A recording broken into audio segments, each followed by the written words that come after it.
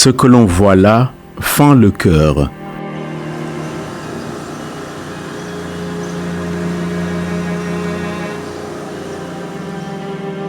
Le malheur est arrivé, il fait partie de nos vies, il frappe souvent là où ça fait le plus mal.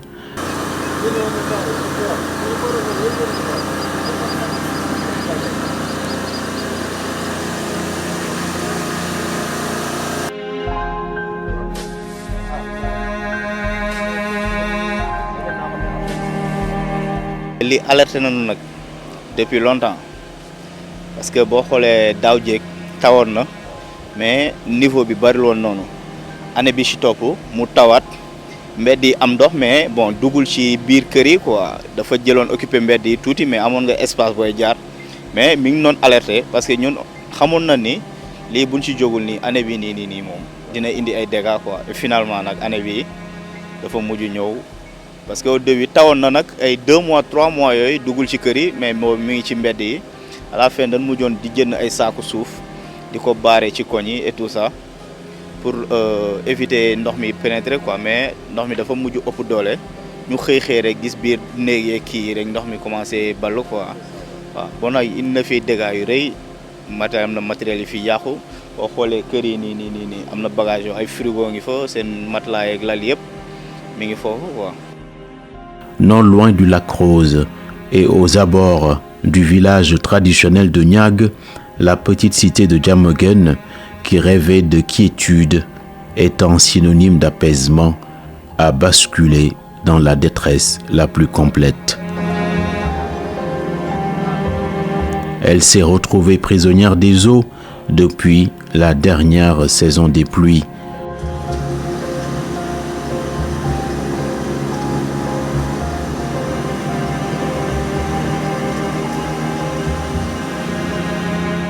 La situation qui se passe ici, c'est ces dernières années.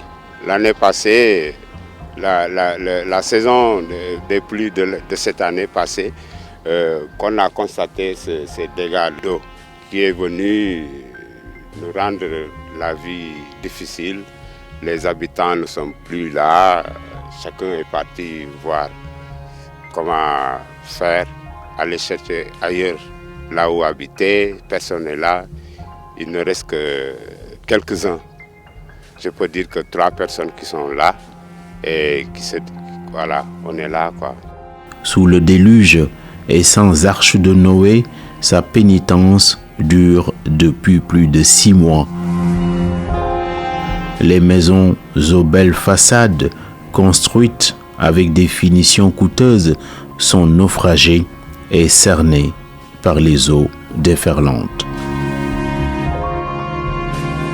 Parfois, avec le luxe de la piscine elle-même qui finit par patauger, les investissements d'une vie sont quasiment réduits à néant. Face à la calamité, les sinistrés n'ont que leurs yeux pour pleurer. Des agents publics, des personnes du privé et de l'informel, expatriés, retraités, tous espéraient couler des jours calmes.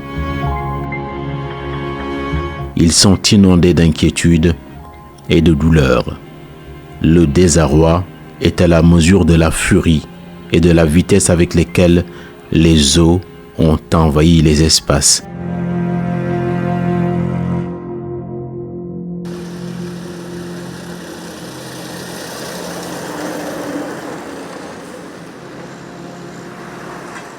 C'est à la fin des années 2010 que le terrain a été repéré, les constructions ont suivi, les morcellements non plus ne se sont pas démentis. La frénésie d'achat et les spéculations inhérentes sont justifiées par un besoin pressant de logement et cette difficulté à avoir un toit décent au-dessus de la tête. L'angoisse de beaucoup de compatriotes. On a été surpris, on ne croyait même pas à cela. Oui, parce que les années passées, il y a 3 ans ou 4 ans de cela, on était tous ici et il pleuvait, mais ça ne nous a jamais arrivé. Mais C'est cette année qu'on a constaté que la saison de pluie, lorsque la saison de pluie a commencé, vers le mois de août-septembre, fin octobre, voilà, que tout est venu tomber sur nous, quoi. Paraît-il que c'était un ancien lac qui a duré. Bon, après la sécheresse est venue, bon, et s'il pleuvait, il n'y avait pas cette eau-là. Mais cette année, l'eau a repris son terrain. Dans un contexte de sauve-qui-peut, beaucoup de monde saute sur la première occasion, croyant avoir fait la bonne affaire. 10 ans plus tard, on découvre les yeux hagards qu'on a été trompé sur la marchandise. Les pluies qui s'étaient fait rares avaient asséché beaucoup de points d'eau, celui-ci en fait partie. Ceux qui ont entrepris les morcellements devaient en savoir un petit bout sur la nature humide des parcelles. D'après les témoignages qui remontent le temps, le site est un bassin naturel qui s'était tari avec les années successives de sécheresse. Il ne devait donc jamais être construit parce qu'il n'est pas constructible. Bon, situation bi nii yëpp du début ba fin bi yëpp fii la ñu fekk bon nii lañ ko gisee mu doon taw ay benn taw ñaari taw xëy rek dugg ci kër yi quoi.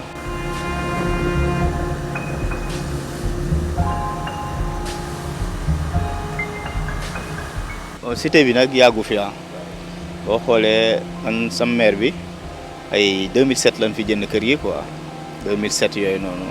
Mais jamono yooyu nag fii bari woon ay kër ay quelques terrains rek ñoo fi nekkoon à la suite boo xoolee famille bi benn famille la rek kër yi fi nekk rek ñoo fi nekk benn famille kër gi ak kër gi benn famille la. parce que fii actuellement kër yi yëpp amul kenn ku fi nekk quoi boo xoolee ñun dañuy ñëw soit suñu fi soxlaa dara wala quelque matériel génn tëjaat dellu quoi actuellement moom fii amul kër goo xam ni à part benn kër gëlee la ndox mi nanguwul këram quoi moom moo fa dëkk ak famille mais ñi si des moom dañ génn quoi. Le laisser-aller a malheureusement pris le dessus sur tout. La faute est quasiment irréparable quand la réalité nous rattrape, car la nature qu'on prétend sauver a le dernier mot parce qu'elle reprend toujours ses droits. La cité qui était en train de se développer avec des fondements à la pelle a été immergée, submergée par les torrents d'eau. Ces dernières années, des avertissements sans frais ont été lancés par Dame Nature. Les flaques se sont d'abord reformées, puis, subrepticement, le lac s'est regonflé. On a remarqué qu'il y a un recul d'eau, parce qu'avant, moi, si j'allais chez moi, aller donner à mes chiens à manger, l'eau venait jusqu'au niveau de mes reins. Mais actuellement, vraiment, Dieu merci, quoi, ça commence à reculer un peu. Il n'y a aucun système d'assainissement, quoi. Voilà, les gens sont venus acheter les terrains sans assainissement ni rien et ils ont investi beaucoup d'argent sur ce terrain.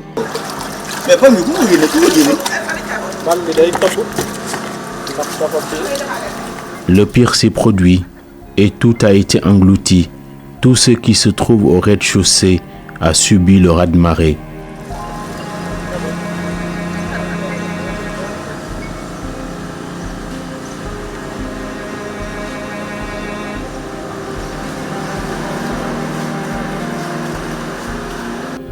Les pièces et les ameublements sont hors d'usage.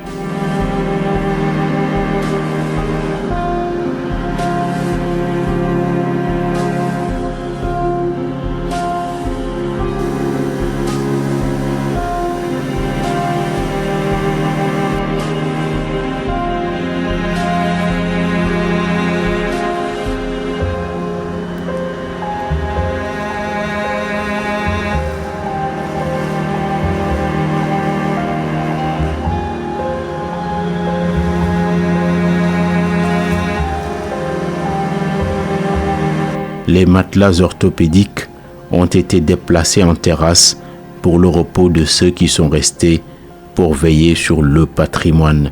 Ils vivent à la mode spartiate. Si la situation a dégénéré, il faut aussi l'imputer à l'absence de normes en matière d'assainissement, comme c'est le cas dans de larges portions du territoire national. Il y a énormément de dégâts à l'intérieur, énorme. Moi, là où j'habite, il y a une voiture qui est dedans, et les chambres ont eu de l'eau, je ne suis pas le seul, tu as vu. D'ailleurs, à côté, il y a une voisine qui est en train d'essayer de faire un pont pour accéder dans sa maison. Comme elle n'a pas du moins les trucs, bon, c'est la seule solution et ça coûte cher. Oui, ça coûte très cher parce qu'ils payent des maçons, elle achète du ciment, du fer et tout pour faire ces travaux-là. Ensuite, le main-d'œuvre, tout, c'est coûteux, quoi.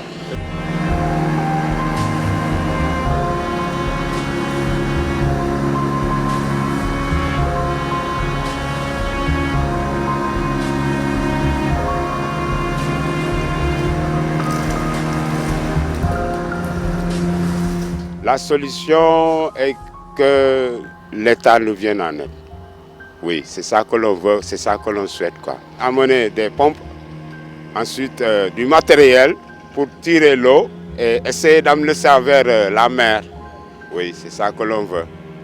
Parce que la mer n'est pas loin d'ici, même si on n'a pas des bassins de rétention, mais ils peuvent mettre des trucs, des tuyaux, je ne sais pas, jusqu'à la mer.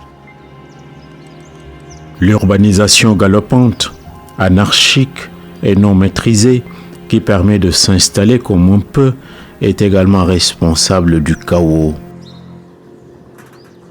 Chaos debout. Les naufragés ne se sont pas tous embarqués dans la résignation.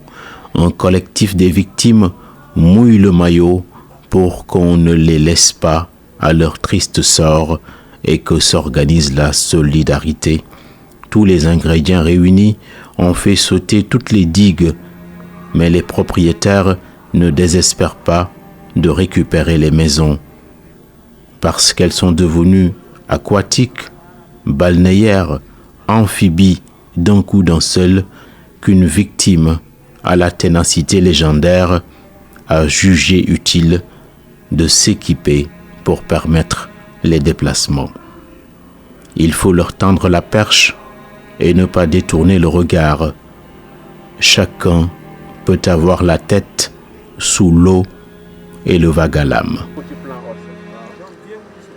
Face à la grande vulnérabilité, les magnifiques vues sur la terrasse sont rendues dérisoires.